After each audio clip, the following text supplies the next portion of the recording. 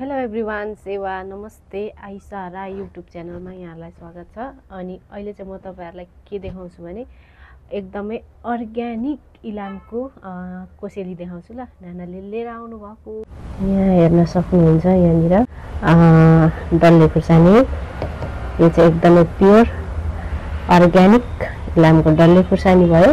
अनि यो चाहिँ यो पनि मह, एकदम प्योर मह छ है, मह। अनि त्यसपछिबाट यो एकदमै शुद्ध गाईको घिउ।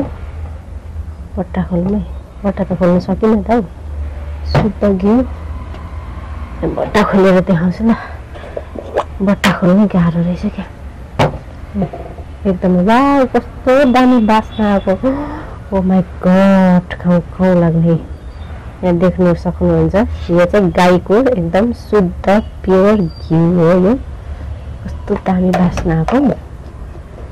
अनि यो डल्ले खुर्सानी पनि यहाँ देखाऊँ न।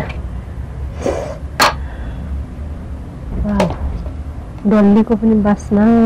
ओ माई गड, डल्ले कस्तो दामी छ है।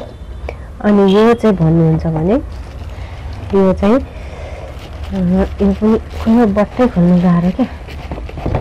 यो चाहिँ च्वाचेको मासु,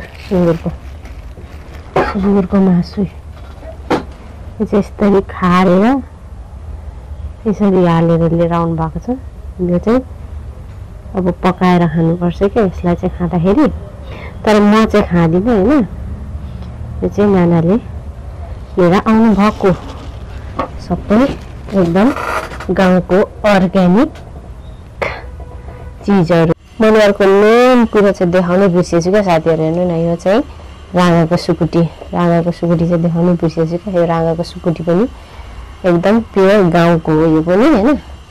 अनि यो म चाहिँ पुरै नचिकन आधी छ भने यो चाहिँ नानाले भरि अर्को बट्टामा लिएर आउनु भएको थियो। अनि यो चाहिँ मैले आधी, मलाई चाहिने जति चाहिँ आधी खलाएर राखेको, अनि आधी चाहिँ नुवाकोट दाजुभाउजू नानीहरूलाई पठाइदिएको। अनि सो त्यही हो होइन, एकदम सबै प्योर अर्ग्यानिक चिजहरू हो यो चाहिँ है।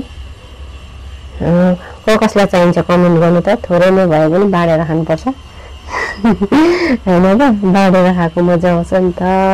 तर म चाहिँ खान्न है। म चाहिँ यो सुकुटी खान्न। अनि त्यसपछिबाट यो प्लस च्वाचेको मासु, यो सुँगुरको मासु खान्न। म चामलिङ राइनी नै भए पनि म चाहिँ खाँदिनँ।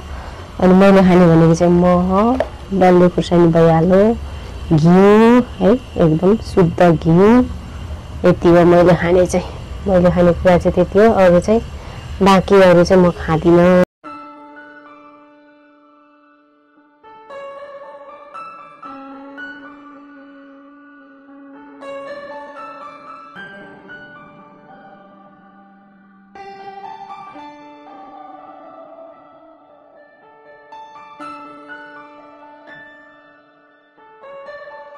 ल, आजको मेरो मिनी ब्लग चाहिँ कस्तो लाग्यो कृपया लाइक कमेन्ट गरेर माया गरिदिनु होला भिडियोलाई भन्दै bye bye, love you all.